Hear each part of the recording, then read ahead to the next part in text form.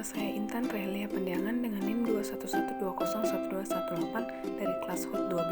Kali ini saya akan menjelaskan lingkungan hidup dan juga kehutanan. Yang pertama, pengertian lingkungan hidup. Lingkungan hidup adalah kesatuan ruang dengan semua benda, daya, keadaan makhluk hidup termasuk manusia dan perilakunya yang mempengaruhi keberlangsungan kehidupan dan kesejahteraan manusia serta makhluk hidup lain.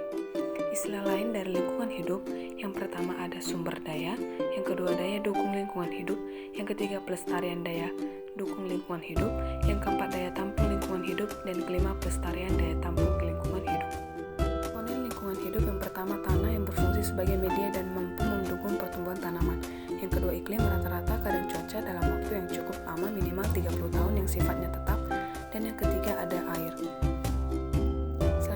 Ada energi matahari sebagai sumber tenaga yang mampu untuk proses evaporasi dan transpirasi. Yang kelima ada angin, yaitu gerakan massa udara, parameter tentang angin yang biasanya dikaji dalam arah dan kecepatan angin. Dan yang terakhir ada suhu udara. Selanjutnya fungsi lingkungan hidup ada 3, yang pertama sebagai tempat untuk mendapatkan makanan, yang kedua sebagai tempat untuk beraktivitas, dan yang ketiga sebagai tempat untuk tinggal. Macam-macam lingkungan hidup yaitu lingkungan hidup alami adalah lingkungan yang terdiri atas unsur abiotik dan unsur biotik.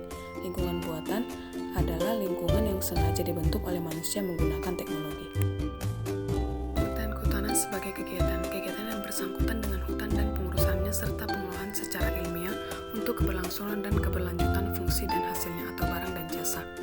Yaitu kedua, kehutanan sebagai sistem.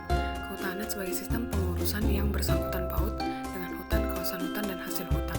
Yang ketiga adalah kehutanan sebagai profesi yang disebut dengan forester atau rimbawan. Kehutanan merupakan bagian dari lingkungan hidup yang dimana keduanya harus dilakukan secara bersamaan untuk saling menguatkan.